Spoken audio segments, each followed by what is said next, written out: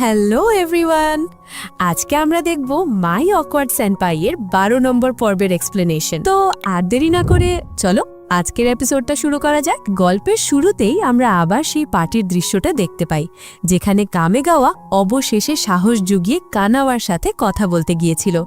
কামেগাওয়া খুব নার্ভাসভাবে কানাওয়াকে বলছিল যে সে তার জন্য শুধু একজন জুনিয়র বা বন্ধু হয়ে থাকতে চায় না, বরং তার থেকে বেশি কিছু হতে চায়। এটা শুনে কানাওয়ার মুখ দেখেই বোঝা যাচ্ছিল যে সেও কিছুটা এমনটাই আশা করছিল, কিন্তু সে নিজেকে সামলে নিয়ে বলে, আমি জানি, কিন্তু আমি তো তোমার সিনিয়র। এখানে কানাওয়ার সিনিয়র পরিচয়টা আসলে তার একটা ঢাল। সেই সম্পর্কের গভীরতা নিয়ে ভাবতে ভয় পাচ্ছে, তাই অফিসের এই সিনিয়র জুনিয়র সম্পর্কটাকে সামনে নিয়ে আসছে। ঠিক যখনই কামেগাওয়া তার মনের কথা সম্পূর্ণ করতে যাবে, পেছন থেকে অফিসের কলিগরা এসে তাদের ছবি তোলার জন্য ডাকাডাকি শুরু করে দেয়। আর এভাবেই অ্যানিমের চিরাচরিত নিয়ম মেনে সবচেয়ে গুরুত্বপূর্ণ মুহূর্তে তাদের কনফেশনটা অসম্পূর্ণ থেকে যায়। এরপর আমরা দেখি মিও এসে কানাওয়ার কাছে জানতে চায়, কি হয়েছে, কামেগাওয়া কি তোমাকে কিছু বলেছে? কিন্তু কানাওয়া কোনো উত্তর না দিয়ে চুপচাপ বলে যে তার বাড়ি যেতে হবে। আসলে সে এতটাই শকড আর কনফিউজড ছিল যে সে কি বলবে বুঝতে পারছিল না। এরপর সিন শিফট হয় মিওর বাড়িতে। কানাওয়া আর মিও একসাথে ড্রিঙ্ক করতে বসে। মিও বারবার তাকে জিজ্ঞেস করতে থাকে যে কি হয়েছে। তখন কানাওয়া ফাইনালি মুখ খোলে। সে বলে ও আমাকে ওর মনের কথা বলার চেষ্টা তো করেছিল, কিন্তু পুরোটা বলতে পারেনি। এই কথা বলার সময় কানাওয়ার গলার স্বর শুনেই বোঝা যাচ্ছিল যে সে কতটা হতাশ হয়েছে। তার মনটা একদম ভেঙে গিয়েছিল। মিও তাকে ভরসা দিয়ে বলে, আমার বিশ্বাস আছে কামেগাওয়া ঠিক তোমাকে ভালোভাবে প্রপোজ করবে। কিন্তু কানাওয়ার মন থেকে বিষণ্ণতা যাচ্ছিল না। মিও তখন কানাওয়াকে মনে করিয়ে দেয় সেই সব মুহূর্তের কথা যখন কামেগাওয়া তার জন্য অনেক কিছু করেছে, যেমন কানাওয়ার দেয়া উপহার পেয়ে কামেগাওয়া কতটা খুশি হয়েছিল বা কিভাবে সে তার হাত ধরেছিল। এই সব পুরনো মিষ্টি স্মৃতি মনে করতে করতে কানাওয়া এতটাই লজ্জা পেয়ে যায় যে সে সোফা থেকে প্রায় পড়েই যাচ্ছিল। ঠিক তখনই মিও মজা করে বলে, আমার তো মনে হচ্ছে এখনই কামেগাওয়ার ফোন আসতে পারে তোমাকে কনফেস করার জন্য। আর কি আশ্চর্য, ঠিক সেই মুহূর্তেই কানাওয়ার ফোনটা বেজে ওঠে। এটা দেখে কানাওয়া প্রচন্ড এক্সাইটেড হয়ে ফোনটা হাতে নেয়, কিন্তু তার সব উত্তেজনায় জল ঢেলে দিয়ে সে দেখে যে ফোনটা কামেগাওয়ার নয়, বরং অফিস থেকে এসেছে। বেচারার মুখটা আবার কালো হয়ে যায়। অন্যদিকে আমরা কামেগাওয়া আর তার বন্ধু কেনজিকে দেখতে পাই। কামেগাওয়া মন খারাপ করে একা একা ড্রিঙ্ক করছিল। কেনজি সরাসরি তাকে জিজ্ঞেস করে, কি হলো, তুমি কি কানাওয়ার কাছে কনফেস করেছো? এই প্রশ্ন শুনে কামেগাওয়া এতটাই ঘাবড়ে যায় যে তার হাতের জুসের গ্লাস থেকে জুস তার জামার উপর পড়ে যায়। সে কোনো মতে ব্যাপারটা অস্বীকার করার চেষ্টা করে, কিন্তু কেনজি ব্যাপারটা বুঝতে পারে। সে বলে, আমি নিশ্চিত কেউ তোমাদের কথার মাঝে চলে এসেছিল, তাই না? সেই কারণেই তুমি বলতে পারোনি। কেনজি এখানে একজন অসাধারণ বন্ধুর ভূমিকা পালন করছে। সে শুধু কামেগাওয়ার মনের অবস্থা বুঝতেই পারছে না, বরং তাকে সঠিক পথ দেখানোরও চেষ্টা করছে।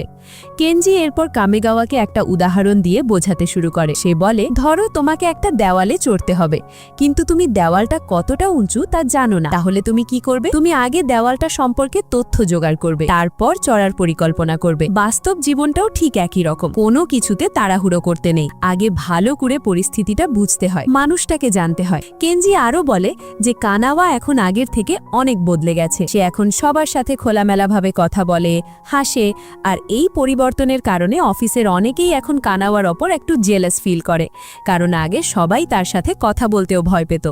কেনজির কথাগুলো শুনে কামেগাওয়াও বুঝতে পারে যে কানাওয়ার ব্যাপারে বিচার করার আগে তাকে আরো ভালোভাবে জানা উচিত। শেষে কেনজি বলে, কানাওয়া তোমার সিনিয়র, তাই অফিসে তোমাদের রোজ দেখা হবে। যদি তুমি তোমার মনের কথা চেপে রাখো, তাহলে তার মুখোমুখি হতে তোমারই অস্বস্তি হবে। তাই আমার মতে তোমার যা বলার আছে তাকে পরিষ্কার করে বলে দেওয়া উচিত। এতে অন্তত তোমরা স্বাভাবিকভাবে কথা তো বলতে পারবে।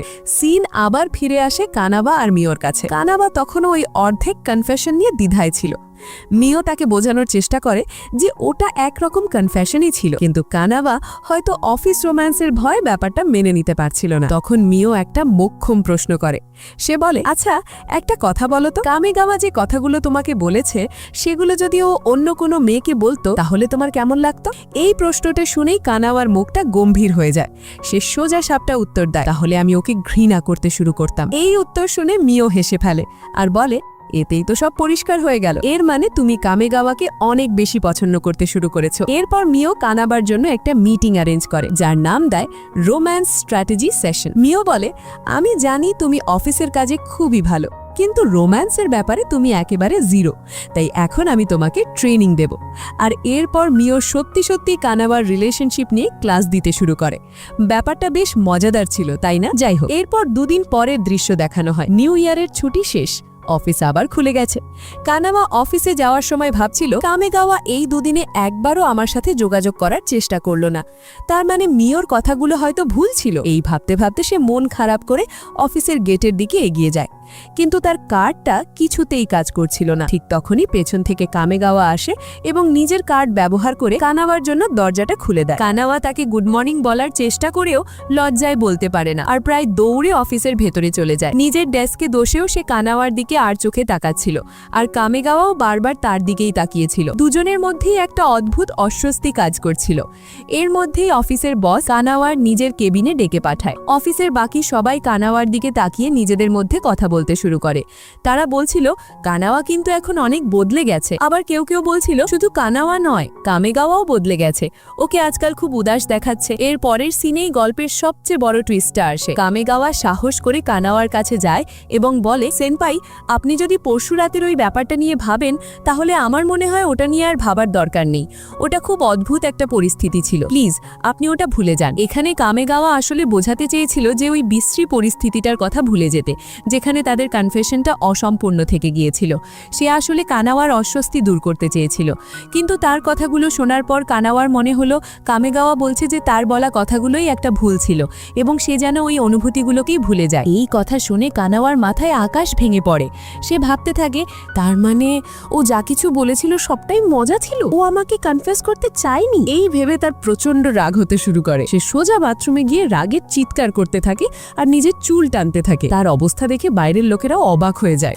অন্যদিকে কামেগাওয়া একা একা মন খারাপ করে বসেছিল। ঠিক তখনই কানাওয়ার রাগী মুখে তার সামনে এসে দাঁড়ায়। সে সরাসরি কামেগাওয়াকে জিজ্ঞেস করে, তুমি যে বললে সব ভুলে যেতে, তার মানে কি? তুমি কিভাবে চাও যে আমি ওটা ভুলে যাই? তুমিই তো বলেছিলে যে আমি তোমার জন্য স্পেশাল, আর এখন তুমি বলছো সব ভুলে যেতে। কানাওয়া এক নিঃশ্বাসে বলতে থাকে, আমি পুরো উইকেন্ড শুধু তোমার কথাই ভেবেছি, তোমার বলা কথাগুলো আমার মাথায় ঘুরছিল, আর তুমি বলছো সব ভুলে যেতে? না, আজ এই ব্যাপারটার একটা সমাধান এখানেই করতে হবে। কামেগাওয়া অবাক হয়ে তার দিকে তাকিয়ে থাকে।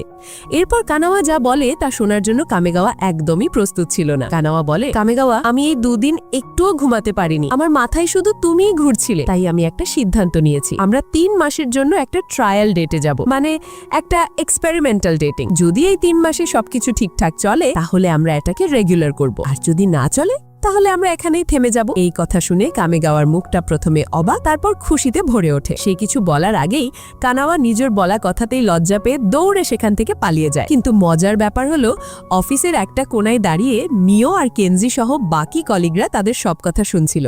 তারা সবাই এই দৃশ্য দেখে প্রচন্ড খুশি হয়ে যায়। কেনজি আর মিও দৌড়ে গিয়ে প্রথমে কামেগাওয়াকে অভিনন্দন জানায়, তারপর তারা কানাওয়ার কাছে যায়। কানাওয়া লজ্জা পেয়ে বলে, যা বলার তো আমিই বললাম, কামেগাওয়া তো কিছুই বলেনি। মিও তাকে সান্ত্বনা দিয়ে বলে, তাতে কি হয়েছে?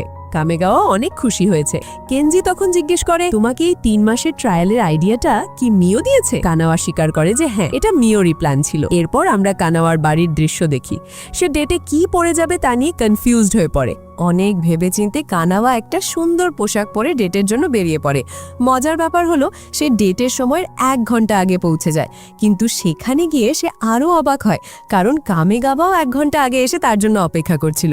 এটা দেখে বোঝা যায় দুজনেই এই দিনটার জন্য কতটা উত্তেজিত ছিল। কামেগাওয়া বলে, সত্যি বলতে আমি খুব নার্ভাস ফিল করছি। আমি জানি এটা একটা ট্রায়াল ডেট, কিন্তু আমরা তো হাত ধরতেই পারি, তাই না? এই বলে সে কানাবার দিকে হাত বাড়িয়ে দেয়। এরপর দুজনে হাত ধরে ক্রিসমাস ট্রি দেখতে যায়। ক্রিসমাস ট্রির সামনে বসে কানাবা বলে, আমি টিভিতে দেখেছি এখানে একটা দারুণ রামেন শপ আছে। কামেগাওয়া হাসি মুখে বলে, আপনার চিন্তা করতে হবে না, আমি আগেই সেই দোকানের রাস্তা খুঁজে রেখেছি। এরপর তারা রামেন শপে পৌঁছায়। রামেন খাওয়ার সময় তারা মজা করে নিজেদের বাটি এক্সচেঞ্জ করে, আর তখনই সেই আইকনিক মোমেন্টটা হয়। কামেগাওয়া যখন কানাওয়ার বাটি থেকে চামচ দিয়ে রামেন খেতে যায়, সে দেখে যে চামচের ওপর কানাওয়ার লিপস্টিকের হালকা দাগ লেগে আছে। এটা দেখে কামেগাওয়া প্রচন্ড লজ্জা পেয়ে যায় এবং তার মুখ লাল হয়ে যায়। কানাওয়া জিজ্ঞেস করে, কি হয়েছে, কেমন লাগছে? কামেগাওয়ার লজ্জা মাখা গলায় বলে, সত্যি অসাধারণ। কানাওয়াও বুঝতে পারে যে কামেগাওয়া কেন এমন রিয়াক্ট করছে, আর সেও লজ্জা পেয়ে যায়। দুজনেই একে অপরের দিকে তাকিয়ে হাসতে থাকে আর ব্লাশ করতে থাকে। আর এই মিষ্টি, সুন্দর আর মন ভালো করে দেওয়ার দৃশ্যের সাথে মাই অকওয়ার্ড সেনপাই অ্যানিমের প্রথম সিজন এখানেই শেষ হয়ে যায়। তো বন্ধুরা, সত্যি বলতে এটা একটা খুবই কিউট আর ইন্টারেস্টিং সিরিজ ছিল। কোনো রকম কিসিং সিন না থাকা সত্ত্বেও এই অ্যানিমেটা মন জয় করে নিয়েছে। আমার ব্যক্তিগতভাবে মনে হয় যদি এর সিজন 2 আসে, তাহলে আমরা হয়তো তাদের এই 3 মাসের ট্রায়াল ডেটের মিষ্টি আর মজার মুহূর্তগুলো দেখতে পাবো। তোমাদের এই ফাইনাল এপিসোডটা কেমন লাগলো তা অবশ্যই নিচে কমেন্ট করে জানিও। ভিডিওটা ভালো লাগলে একটা লাইক করে দিও আর বন্ধুদের সাথে শেয়ার করতে ভুলো না। যারা এখনো আমাদের চ্যানেলটি সাবস্ক্রাইব করনি তারা অবশ্যই সাবস্ক্রাইব করে নিও। দেখা হচ্ছে পরের ভিডিওতে। ততক্ষণ পর্যন্ত take care and good bye.